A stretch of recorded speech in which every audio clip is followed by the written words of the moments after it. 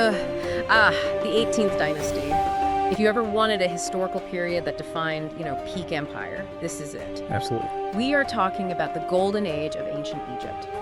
A global superpower, a machine of stability and wealth that lasted for over 2 centuries. Right. Imagine an empire stretching south past the Fourth Cataract, deep into Nubia, supplying Egypt with just immense wealth in gold and resources. And then north all the way to the Euphrates in Syria. Holding strategic cities like Kadesh. Gold flowed like water, tribute arrived daily from defeated kingdoms, and what historians call the Pax Egyptiaca, the Egyptian peace reigned supreme. On the surface, it did. It sounded and probably looked perfect from the outside.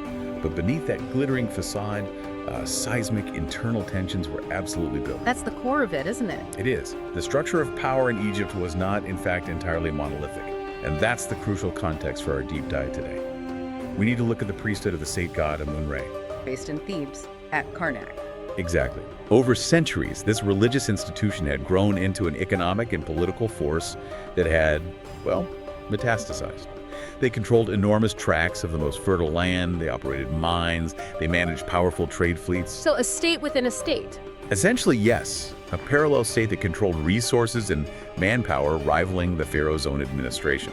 This rivalry, this immense power of the Amun priesthood, is the core conflict that the young prince, Amenhotep IV, was about to inherit. Okay, let's unpack that, because the man we're diving into today, Amenhotep IV, who will become Akhenaten, ruling roughly from 1353 to 1336 BCE, was not just a reformer. Not even close. He was a radical revolutionary. His goal wasn't just to seize political control, he sought to upend the entire cosmic and social order of Egypt. The whole thing. So our mission today is a full reconstruction of this wild 17-year period, the Amarna Age. We're tracking his journey from a traditional prince to a theological heretic, using every piece of evidence available. Archaeological finds, textual accounts, those incredible diplomatic letters. And even modern DNA analysis to really understand his mysterious rise, the revolution of his city of light, and his eventual tragic and total erasure from history, the ultimate penalty known as damnatio memoriae.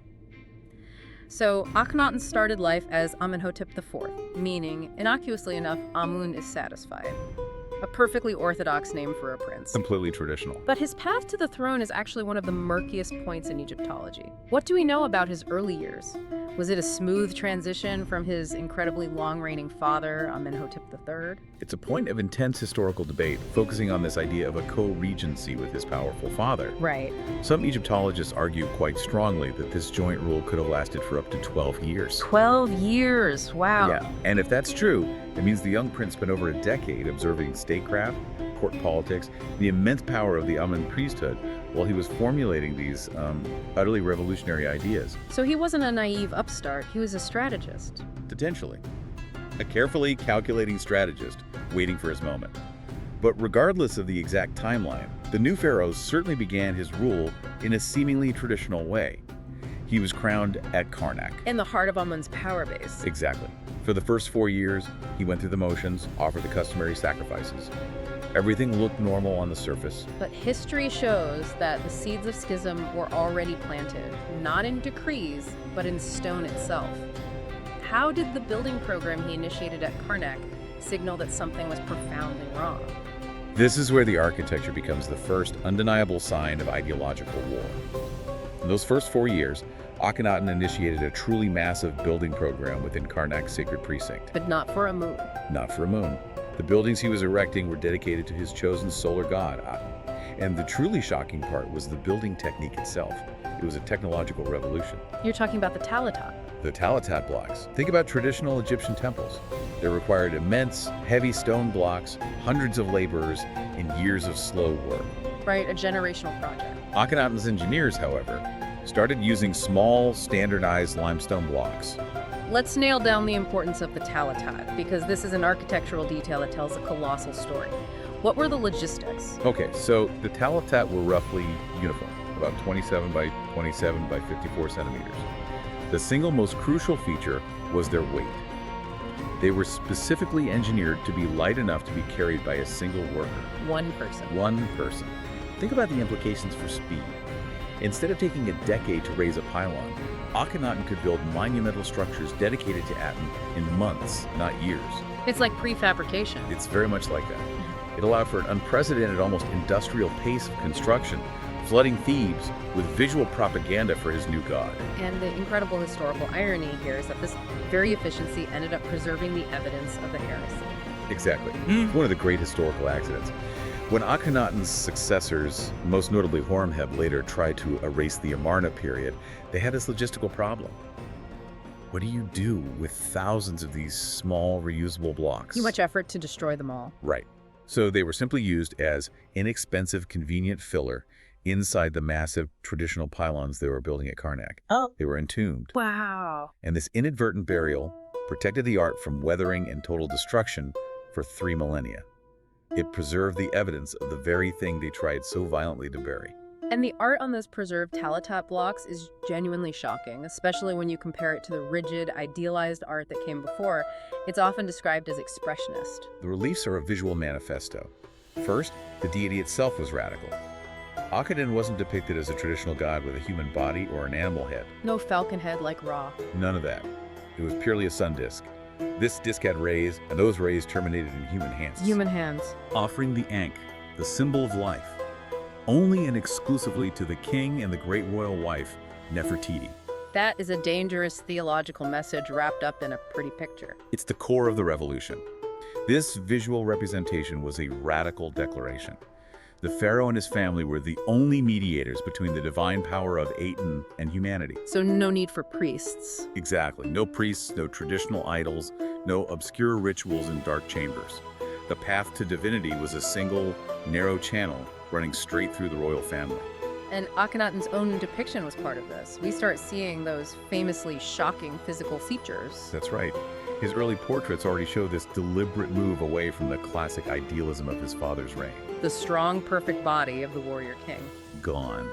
We see the elongation of the face, the thin neck, the sunken chest, and that curiously distended belly and wide hips. This wasn't just a new aesthetic, it was an ideological statement. So the building program and the art rapidly escalated into outright religious war. When did he truly cross the line? By year 5 of his reign, the tension broke. This is the moment. He formally changed his name, shedding Amenhotep V. Amun is satisfied, and adopting Akhenaten. Living spirit of Aten, or beneficial to Aten. Yes, this was more than a label change. It was an undeniable, absolute declaration of war against the old system. And how did that war manifest in terms of state action? It was a two-pronged attack. First, economic redirection. He issued decrees halting all financial support for Amun's massive temple complexes. He cut them off. He defunded the opposition. He redirected all that immense wealth to the new cult of Aten.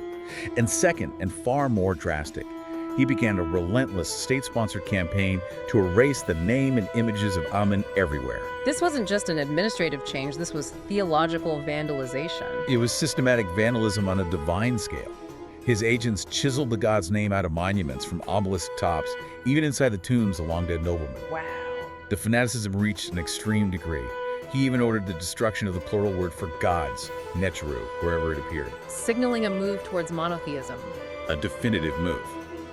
This systematic erasure triggered both an economic tsunami and a theological earthquake, clearing the path, spiritually and physically, for the move to his new capital. Now that he has engineered this physical and political break, we have to look at the theology he installed in Amun's place. It's often celebrated as the world's first monotheistic religion. Right, the precursor to Judaism or Christianity. But that term, monotheism, it's complicated when we apply it to Atenism, isn't it? It is intensely complicated. While many scholars latched onto monotheism, it might be more accurately categorized as strict monolatry. The exclusive worship of one god. Right, which was rapidly attempting to become a true monotheism by denying the existence of all others. What's crucial was understanding what Aten was, because its nature was why it was so utterly incompatible with traditional Egyptian religion. How so? How is it so different from the pantheon they'd worshipped for millennia? Aten was fundamentally abstract and impersonal. It wasn't a mythological figure you could personify. No family tree. No wife, no children, except of course the king, who claimed a unique divine sonship. Critically, there were no complex mythological narratives, No battles with chaos monsters, no dramatic journeys through the underworld. So what was it? Aten was simply the light itself, the physical, visible, life-giving energy that emanated from the sun disk.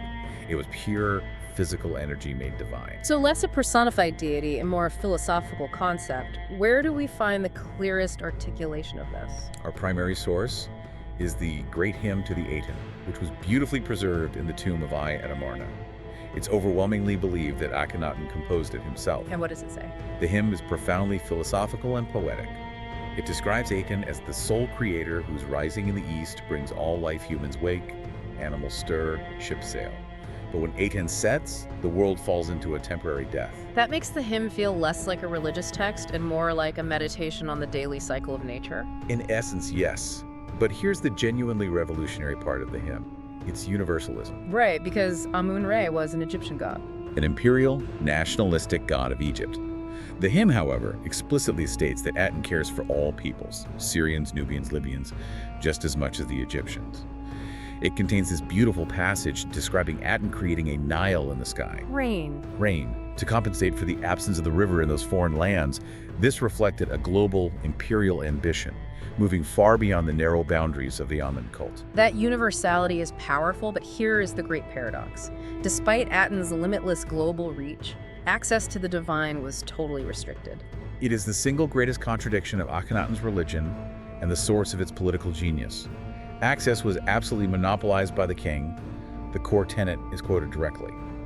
No other exists who knows you, except your son, Akhenaten.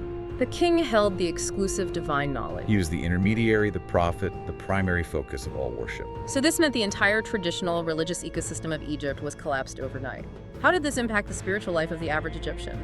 It was devastating. Traditional religion was highly decentralized. Commoners could worship local deities, household gods. In their own homes. Exactly. In Amarna, that was strictly barred. People were explicitly prevented from worshiping Aten directly. They had to worship the king and queen. Their homes were filled not with idols of On, but with small stone plaques depicting the royal family. So to be devout, you had to be politically loyal. It was a brilliant, total political theological merger. If the king was the sole channel to divine life, what was the fate of the most central pillar of Egyptian culture? The elaborate afterlife. I mean, Osiris, the weighing of the heart, the Book of the Dead. This is the most shocking and, for the ancient Egyptians, the most terrifying aspect of the revolution. The total abolition of the traditional afterlife. He just got rid of it. He destroyed Ma'at, the cosmic order, as they knew it. Under Atenism, Osiris vanished. The field of reeds, gone.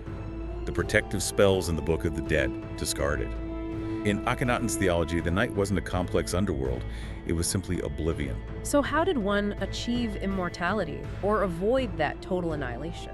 Immortality became entirely redefined and politicized around the king. It was no longer about your ethical conduct, it was tied to the physical sun cycle, waking up each morning and accompanying the king in the open-air temples. And after you died? The Ba, your soul, didn't travel through the underworld. Instead, it was supposed to hover around Aten's temples, receiving offerings that were explicitly granted by the king. The traditional funeral formula changed from offering given by the king to Osiris to offering given by the king to Aten. Wow. This made your post-mortem fate utterly and terrifyingly contingent on the king's continued memory. If his cult failed, your soul was lost to permanent darkness. That kind of fundamental theological upheaval was unsustainable in Thebes. So in year 5, Akhenaten made the ultimate move. He founded a completely new city, Akhenaten. The physical embodiment of the revolution. Tell us about the vision for this place and why he chose this specific, previously unused piece of desert. The move was a religious imperative. The site he chose, Tel El Amarna, was selected for its theological purity. It was a virgin site, untouched by the worship of any traditional god. And the geography of the place must have felt divinely ordained. Absolutely. The eastern plateaus surrounding the site formed a natural basin that precisely resembled the hieroglyph for Akhet, Horizon, or place of transfiguration. It was literally the horizon of Aten, given form. And to cement this sacred boundary, he carved 14 massive boundary stelae into the surrounding rock face. defining the city limits. And on these stelae, he swore a sacred oath that he would never expand the city beyond those borders. He sealed it off as a purely devoted space. And the architecture had to radically reflect this new sun worship. How did it contrast with the dark temples of Karnak? It was a conscious architectural antithesis. Karnak is characterized by massive hidden sanctuaries, dark halls. Mystery and shadow. Right. Aten's temples were the inverse. The great temple of the Aten, the Aten, was entirely open to the sky. No roofs, no dark chambers, all designed to receive direct, unadulterated sunlight. And filled with offerings. Hundreds, maybe thousands, of small, aligned offering tables piled high with food, all waiting for the sun's touch to bless them directly. The god wasn't hidden. The god was literally present. That's the grand central vision. But revolutions are built by people. If we shift focus away from the royal precinct, what was life actually like for the laborers who built this city? Right, the reality gap. The walled workman's village, situated away in the eastern desert, reveals a starkly different and much harsher picture. What did the excavations show? Crowded, difficult living conditions. Studies of their living quarters and, crucially, their trash piles paint a picture of profound social stress and unsanitary conditions. There's clear evidence of fleas and bedbugs. Not the utopian city of light. Not for them. And most revealingly, the religious revolution did not seem to penetrate deeply into their spiritual lives. They didn't buy into Atenism. It seems not. The workmen's homes are the ultimate proof. While the king preached abstract solar theology, the villagers needed practical, local protection from life's immediate dangers. What did they find? Amulets and statuettes of traditional protective gods hidden in their homes. They held on to Bes, the dwarf god of protection, and Taweret, the hippopotamus goddess of fertility and childbirth. So personal protection mattered more than abstract theology. Far more. The revolution was top-down, and it remained there. And the construction of this city was a massive undertaking. How was it all funded? It was a massive mobilization of resources, arguably the largest since the Pyramid Age. The city's economy was centrally planned and ruthlessly controlled. We see evidence of huge state-run workshops producing luxury goods glass, faience, all monopolized by the palace. Which meant the king controlled the entire supply chain. Exactly. The economy relied entirely on centralized redistribution. He controlled the gold, the grain, the luxury trade. And he didn't just pay his officials, he ensured loyalty through magnificent gifts. This is the window of appearance. Famously depicted in the reliefs. The king and Nefertiti appear before the crowds, literally throwing golden necklaces and collars down to their loyal followers. Loyalty was secured not through theology, but through total economic dependence and lavish, visible reward. We touched on the early expressive style on the Talatat blocks, but the mature Amarna art style became something else entirely. For millennia, Egyptian art adhered to this strict canonical grid. The visual representation of Ma'at, of cosmic order. How did Akhenaten's revolution just shatter that? It threw it out the window. It replaced rigidity with fluidity, static poses with dynamic movement, and idealized perfection with an attempted naturalism that bordered on the grotesque by traditional standards. And most famously, that bizarre, deeply strange royal physique. Yes. Let's talk about the physique because it's the single most recognizable feature of the period. What were the specific characteristics? The features were specific and consistently exaggerated. An elongated skull, a condition called dolichocephaly, narrow shoulders, a sunken chest, thin, weak legs. And the features that caused the most debate. A noticeably distended, flabby belly, and wide, fleshy hips and thighs, a trait known as statopegia. This went against every standard of royal masculine perfection. And for over a century, scientists and Egyptologists have debated this. Was this a true medical record or a purely deliberate theological choice? The debate has largely settled firmly on the side of symbolism, though pathological theories were fascinating. What were some of them? In the 20th century, doctors proposed things like Froelich syndrome, which causes obesity, but that was contradicted by the fact that he fathered 6 daughters. Right. Marfan syndrome was another leading candidate, as was Loeys-Dietz syndrome, which can cause skull abnormalities. So if the pathological theories provided such neat explanations, why do most Egyptologists now reject them? Because the symbolic interpretation makes so much more sense within the revolutionary context of Atenism. The prevailing view is rooted in Akhenaten's self-conception. He viewed himself as the mother and father of all humanity. The embodiment of the creator god Aten. Exactly. And since Aten was conceptualized as the all-encompassing creator, both male and female, The king deliberately depicted himself with an androgynous body. The flabby belly and wide hips represented fertility. Feminine fertility, nurturing creation. He was depicting himself as cosmically complete, containing both genders. And the most compelling evidence that this was an imposed style, not a medical reality, is that the rest of the royal family was also depicted this way. Precisely. Nefertiti and the princesses are frequently shown with similar exaggerated features, including the elongated skulls and distended stomachs. They were a mandatory court style. Beyond the bizarre physique, the Amarna style ushered in this unprecedented era of intimacy. The traditional royal pose of the victorious pharaoh vanished entirely. It was replaced by scenes of extraordinary, almost mundane intimacy, a dramatic humanization of the divine ruler. We see Akhenaten and Nefertiti kissing their daughters, eating meals, playing with the princesses. The famous release of him holding his daughter. Exactly. But we have to remember, these weren't just soft human family moments. They had a profound, inescapable theological purpose. Which was to reinforce the political structure of the new religion. Right. The focus on the family reinforced the new structure of worship. The royal couple and their offspring were the Holy Trinity on earth. Since common people couldn't worship Aten directly, their devotion was channeled entirely through the royal family.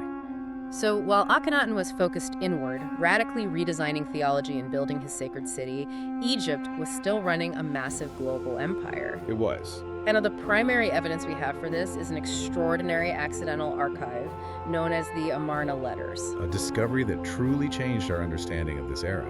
They're an archive of about 382 clay tablets discovered by a peasant woman in 1887. And they're not written in hieroglyphs. No, they're in Akkadian cuneiform, which was the lingua franca, the international diplomatic language of the entire Late Bronze Age. It's like reading the secret diplomatic cables of the ancient world. Precisely.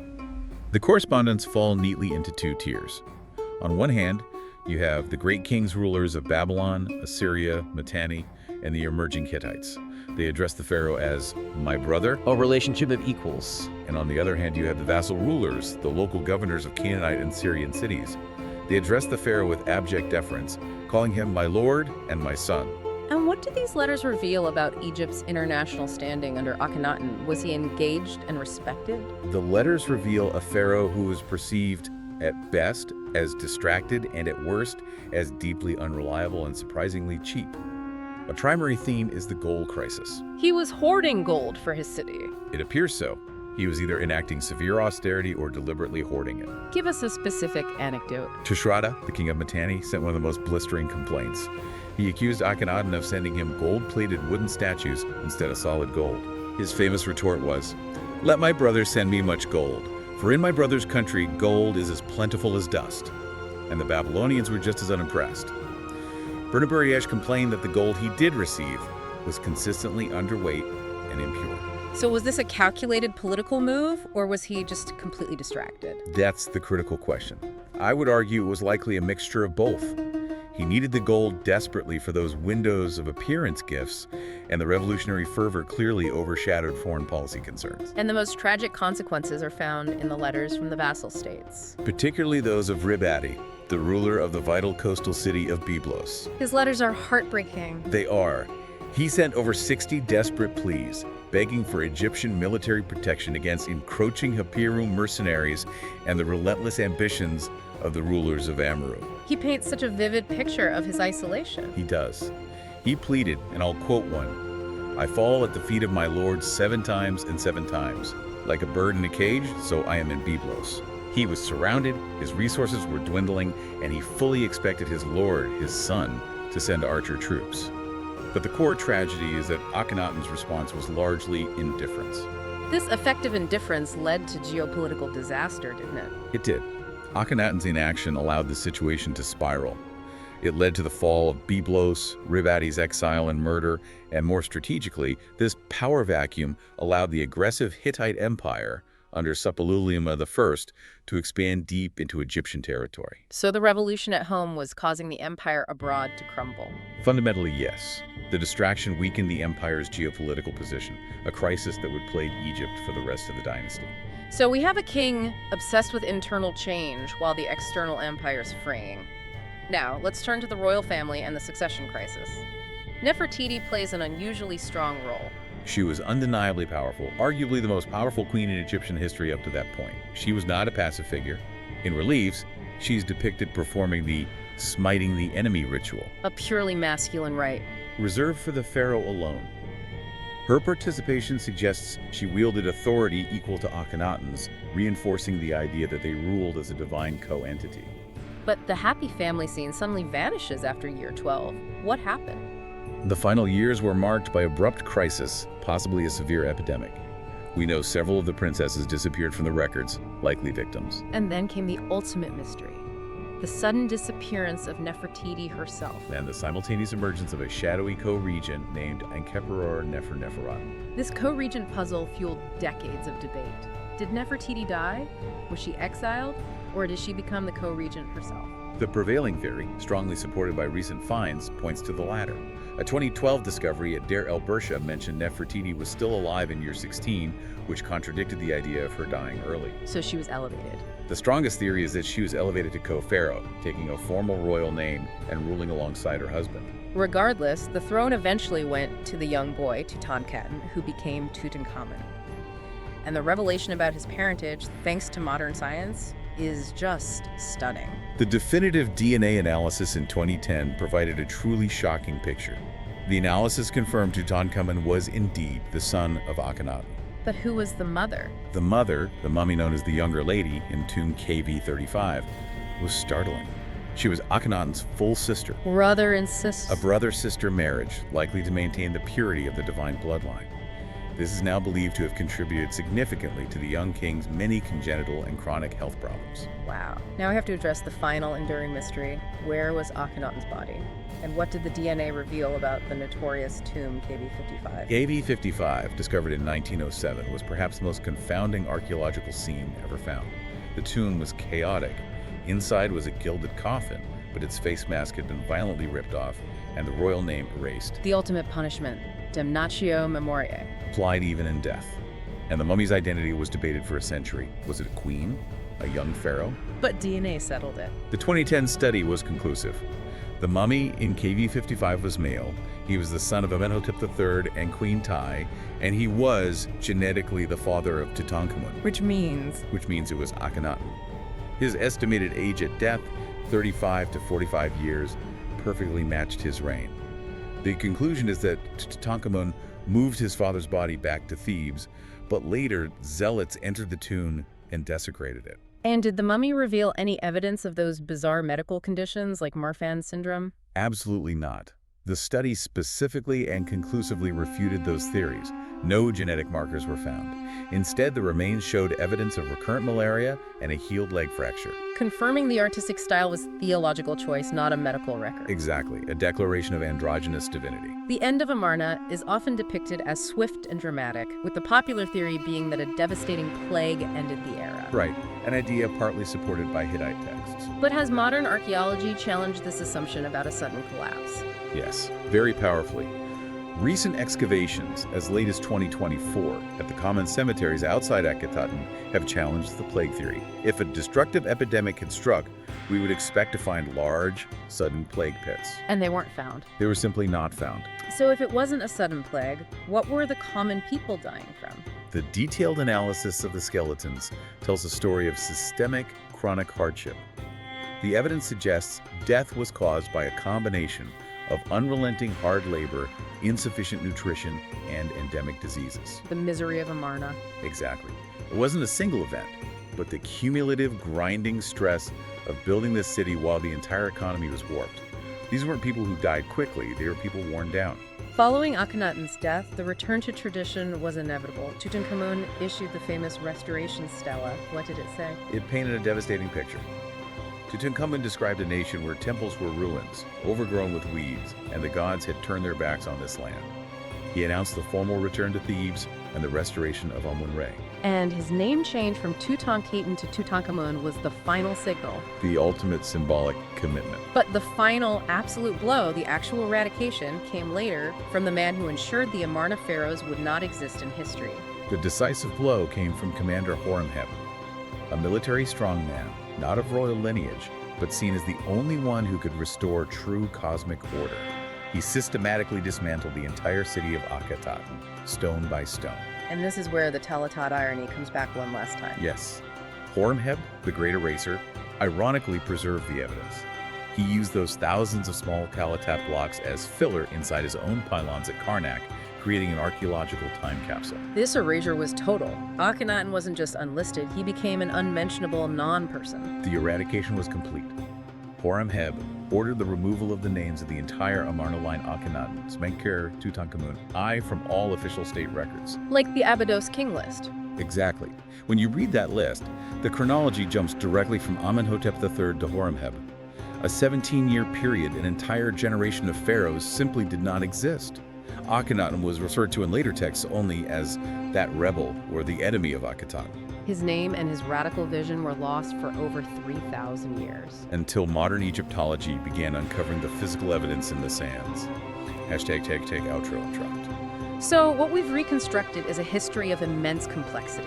Akhenaten was this radical, top-down experiment driven by a singular, non-negotiable theological vision. An attempt to concentrate all power, religious, economic, and political into his own being. The legacy is intensely paradoxical.